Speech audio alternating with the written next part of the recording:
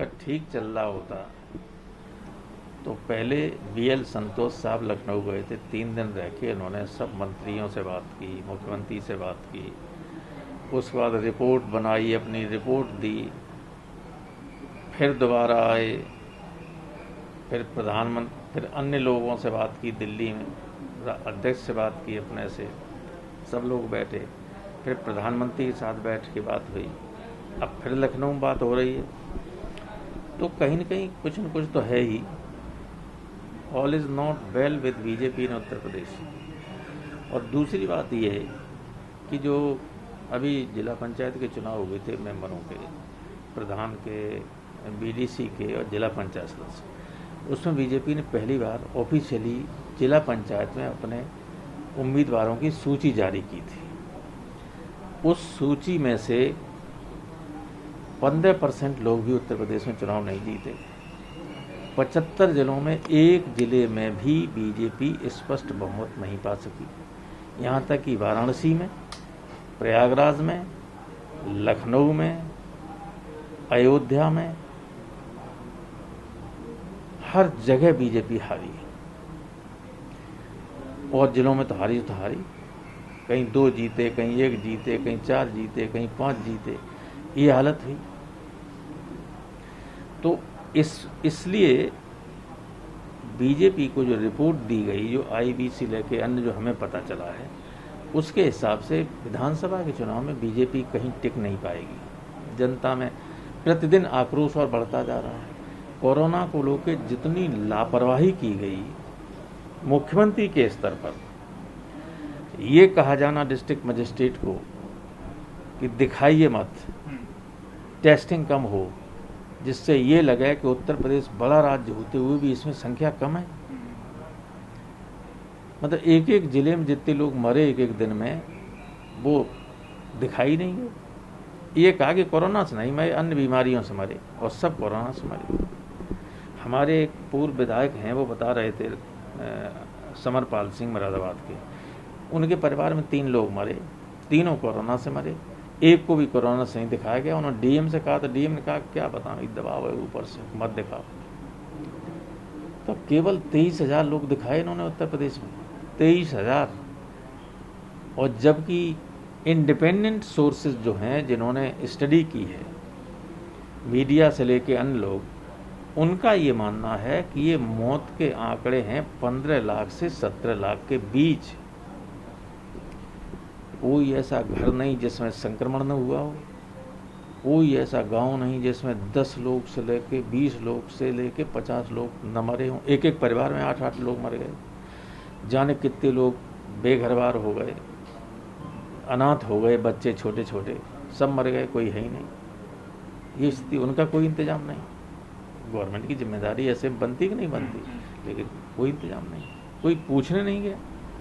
लेकिन क्या आपको लगता है कि जो तस्वीरें दुनिया ने देखी है कि गंगा किनारे लाशों का एक ढेर लगा पड़ा था, गंगा जी में लाशें बहाई गई हैं, इसका जवाब आप पार्लियामेंट में या बतौर विपक्ष के मुखर आवाज होने के नाते सरकार से मांगेंगे, और सरकार को, सेंट्रल को रिपोर्ट सौंपनी चाहिए? क्यों नहीं मांगेगी सरकार, वो तो मांगी जाएगी। अभी हाउस तो चलने दो, बहुत सारी चीज़ें मांगी जाएंगी। और तो प्रश्न ये है कि इससे बड़ा कोई पाप नहीं कि आप मृत्यु नहीं दिखाना चाहते इसलिए कि उनको मुआवजा न देना पड़े। और आपने सुप्रीम कोर्ट में एफिडेविट दिया कि मुआवजा नहीं दे सकते, पेंडेमिक को जाने कौन सी कैटेगरी में डाल दिया। सर, उत्तर प्रदेश बड़ा मिशन है बीजेपी का, राम मंदिर, उसको लेकर इतना बड़ा विवाद देश भर में आया है कि जमीन घोटाला शब्द दे दिया गया है, उसके बावजूद वहां पे जो सरकारें हैं वो अकाउंटेबिलिटी लेने को तैयार नहीं। जब कोई जिम्मेदार लोग बेशर्मी पर उतर जाएं तो आप सब चिल्लाते रहिए, कुछ कहते रहिए, उन पर क्या असर पड़ता है? उन्हें ये है, ऐसा है कि आप जानते हो इस देश में कोई आदमी राम मंदिर के खिलाफ नहीं था। सुप्रीम कोर्ट का एक में मामला था, सुप्रीम कोर्ट ने यथास्थिति बनाए रखने के लिए आदेश दिया था। मुलायम सिंह जी ने या हम लोगों ने या दूसरी पार्टियों ने भी हमेशा ये कहा कि या तो दोनों पक्ष मिलके कोई निष्कर्ष निकालें या न्यायालय कर दे, और जो हो उसको मान लेना चाहिए। न्यायालय ने कहा कि राम मंदिर था, राम मंदिर बनना चाहिए। किसी ने विरोध किया इसका? किसी ने नहीं विरोध किया। लेकिन जब राम भक्त ही राम की गोलक चुरा के ले जाएं तो क्या किया जाए? अब वो धमकी और दे रहे हैं कि मुकदमा कायम किया जाएगा उन पत्रकारों पे, उन लोगों पे जो ये कर रहे हैं, और सब डॉक्यूमेंट्री एविडेंस है। आप देखिए बेशर्मी की पराकाष्ठा होती है। सारे तथ्य या तो कहिए कि सब झूठ हैं, या स्वीकार कीजिए, जांच कराइए एसआईटी से या किसी से जिससे लोग मांग रहे।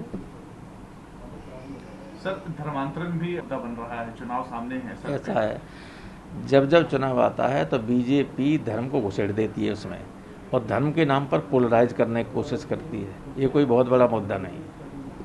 सर मेरा विषय अब दिल्ली की तरफ, अपोजिशन पार्टी की मीटिंग हुई शरद पवार के घर पे, और ये नाम दिया गया बीजेपी की तरफ से कि एंटी मोदी लोग जमा हो रहे हैं मोदी को हराने के लिए। क्या वाकई में एक गुट तैयार हो रहा है 2024 के लिए कि एंटी मोदी फोर्स बने देश में? देखिए, हम तो अभी 2022 के लिए तैयार हो रहे हैं। हम तो अभी योगी को हराने के लिए तैयार हो रहे हैं। हम इस संबंध में अभी कुछ नहीं कह सकते। ना हमारा कोई आदमी, ना अध्यक्ष गए थे, ना हम गए थे। सर कल प्रधानमंत्री ने ऑल पार्टी मीटिंग बुलाई है, कैसे देखते हैं? जम्मू एंड कश्मीर के अप्रोप्रिएशन ऑफ 370 का 2 साल होने को है, तो जम्मू कश्मीर कई लोगों को बुलाया होगा ऑल पार्टी जो है ना जम्मू कश्मीर। हमें तो कोई, हमारी पार्टी कोई जानकारी तो है नहीं। ऐसा है, जब देश में जब जब असंतोष सरकार के खिलाफ होता है तब तब कुछ नए मुद्दे ये लोग उछालते रहते हैं ताकि लोग वो भूल जाएं, इस पर डिस्कशन करने लगें कश्मीर पे। भाई कश्मीर हम लोग तो बहुत पहले मांग चुके हैं कि कश्मीर कोई समस्या नहीं। ये हमारे देश के अंदर अभी जो है, अगर कश्मीर को राज्य का दर्जा फिर दे दिया जाए तो जो असंतोष है 50% उसी दिन ख़त्म हो जाएगा। अब उनको ये है कि अब राज्य का दर्जा खत्म हो गया, हमारा मुख्यमंत्री भी हो जाता, सो नहीं होगा। ये सबसे बड़ी दिक्कत है। इसीलिए जो गुपकार वगैरह बने, इसीलिए तो है। सब मुख्यमंत्री रहे, फारूक रहे, उमर अब्दुल रहे, मुफ्ती मोहम्मद सईद हो, ये सब चीफ मिनिस्टर्स रहे। तब ये है कि जब राज्य नहीं है तो चीफ मिनिस्टर नहीं हो सकता। तो ये तो इन लोगों को समझना चाहिए। आप इसको ये चाहते हैं कि आग जलती रहे देश में, इसका नाम लेके रहते रहेंगे और कुछ नहीं। एक आखिरी सवाल है आपसे। हम 2 पेंडेमिक को देख चुके हैं, अब तीसरे थर्ड वेव की तरफ हम बढ़ रहे हैं। कई ऐसे एक्सपर्ट्स कह रहे हैं, क्योंकि आप ऐसे कम्युनिटी को बिलोंग करते हैं जहां पर स्वास्थ्य और देश के स्वास्थ्य को पर पैनी नजर रखते हैं। कैसे देखते हैं इस डेल्टा वेरिएंट को देश में और कोरोना के ऑल ओवर पूरी मार को? ऐसा है, डेल्टा वेरिएंट के बारे में सारी दुनिया ने बहुत चिंता की है। पहले चूँकि इंडिया को से नाम जुड़ा हुआ तो WHO ने फिर कहा कि किसी देश का नाम मत जोड़ी है, तो ओरिजिन का इसकी यहीं से, और वो बहुत ख़तरनाक है। इसमें जब तक सारे लोग वैक्सीनेटेड न हो जाएं, कम से कम 18 साल के ऊपर वाले लोग, तब तक गवर्नमेंट को ये व्यवस्था करनी चाहिए कि टॉप प्रायोरिटी तो गवर्नमेंट की ये होना चाहिए कि वैक्सीनेशन एकदम जल्दी से जल्दी हो। और दूसरे सार्वजनिक स्थलों पर जहाँ मीटिंग वगैरह हों और कोई कार्यक्रम हों, उन सब में गवर्नमेंट को स्ट्रिक्टली फेस और फिजिकल डिस्टेंसिंग का इम्प्लीमेंट करना चाहिए। क्योंकि अगर ये नहीं होगा और वैक्सीनेशन नहीं हुआ है तो संक्रमण ये रोक नहीं सकते। और तीसरी बात ये कि इनको व्यवस्था करनी चाहिए उसकी तैयारी के लिए, बेड्स ज़्यादा हों, ऑक्सीजन ज़्यादा हो, सब हो। लेकिन हमने, हमारी जो कमेटी है, हेल्थ कमेटी जिसका मैं चेयरमैन हूँ, उसने सारे अधिकारियों से पूछ के फिर और बात करके, हमारे मेंबर्स ने पूछ के एक रिपोर्ट दी थी जिसमें ये कहा था कि, और ये तो हमेशा ही कहा, मैंने पिछले 5 साल से कह रहा हूँ कि जो हेल्थ का बजट है वो बहुत कम है।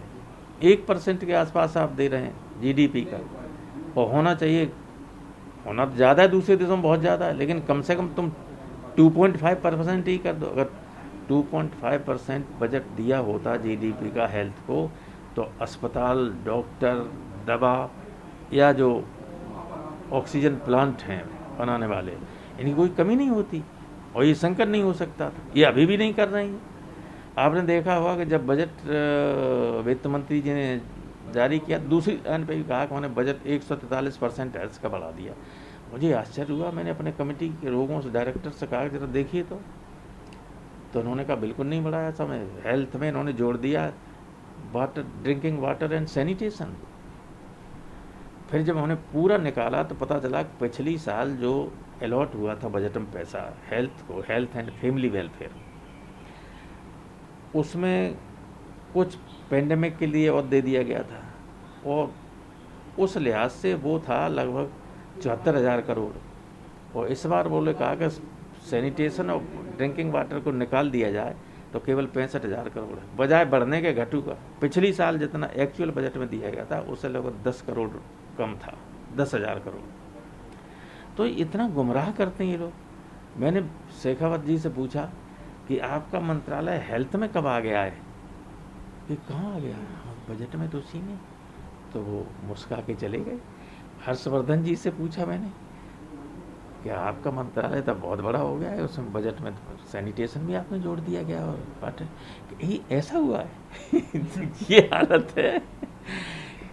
जब आप पैसा नहीं देंगे कहाँ से अस्पताल बन जाएंगे, कहाँ से डॉक्टर और अपॉइंट हो जाएंगे। भाई जितने हमारे डॉक्टर निकल रहे हैं उनको आप नौकरी नहीं दे पा रहे हैं। जब प्राइवेट प्रैक्टिस करते हैं, गवर्नमेंट में जाएँ तो आपके जो प्राइमरी हेल्थ सेंटर हैं राज्यों में हैं, सब हैं, उन सब में भी लोग पहुँचे। अब स्थिति इतनी खराब है कि पेंडेमिक था और आपने देखा कि उत्तर प्रदेश में नोएडा से चले आइए बलिया देवरिया तक, देहात में जो PHC है प्राइमरी हेल्थ सेंटर, उसमें किसी में भैंस बंधी हुई है, किसी में कोई गया नहीं, कागज पे डॉक्टर है, तनख्वाह गवर्नमेंट से ले रहा है बड़ी, लेकिन एक दिन भी नहीं जा रहा है, मर गए लोग इलाज के लिए। और अब जब वहाँ इलाज नहीं मिला तो शहर में आए तो शहर में जगह नहीं थी कहीं, और महंगा इलाज होता है, सरकारी इलाज सस्ता होता है। अच्छा, शुरू में जो एसिम्प्टोटिक पॉजिटिव लोग थे वे तो ऐसे ही ठीक हो सकते थे, थोड़ी सी दवा पैरासीटामोल दे दे, कुछ दे दे, कुछ डॉक्टर सलाह दे दे उससे, लेकिन वो बढ़ता गया क्योंकि वो देखने वाला कोई नहीं था। जब ज़्यादा हो गया तब वो आया अस्पताल में। इसलिए बड़े पैमाना हमारे राज्य की सरकार की कमजोरी की गलती की वजह से कोई इंतजाम अब नहीं हो रहा है, अब भी नहीं कर रहे, पैसा नहीं बढ़ा रहे हैं। सर एक और आप समझिए हमारे गांव में गवर्नमेंट की बहुत ही बढ़िया यूनिवर्सिटी है, मेडिकल यूनिवर्सिटी, बिल्कुल मेरे घर से 200 मीटर की दूरी पर है। उसमें नेताजी ने और अखिलेश ने ऑक्सीजन प्लांट लगवाए थे। एक प्लांट का कोई वो खराब हो गया था, 7-8 लाख रुपए का था। तो ये पैंडेमिक शुरू होने से पहले ही 2 साल से 3 साल से उसकी डिमांड थी कि 8 लाख रुपया मिल जाएगा तो ये प्लांट चालू हो जाएगा। लेकिन जब मरने लगे, और हालांकि वहाँ तो व्यवस्था हम लोगों ने करवा दी थी, सब कोई आदमी ऑक्सीजन के बगैर नहीं मरा वहाँ, लेकिन मैं ये कह रहा हूँ कि लापरवाही देखिए कि जब शुरू हो गया तब पैसा रिलीज हुआ, कब ये ऑक्सीजन प्लांट चालू। अब जो है वो 2-3 दिन पहले चालू हो गया है और 2 प्लांट और चालू हो रहे हैं, और मैंने 1 करोड़ रुपया दिया है उसकी लाइनिंग वगैरह के लिए कि जो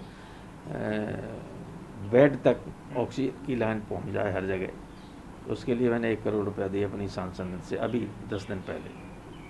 सर इसी से जुड़ा हुआ एक सवाल है कि आपको लगता है कि ऐसे समय में स्कूली बच्चों का स्कूल खुलना सही है, और देश भर में मोदी जी की तस्वीर लग रही है कि उन्होंने वैक्सीन फ्री करा दिया है, कैसे देखते हैं इस चीज़ को? इनको इससे कोई मतलब नहीं कि मर रहे हैं कि लोग जी रहे हैं, ये हर चीज चुनाव से जोड़ के देखते हैं। दुर्भाग्य इस देश का है ये।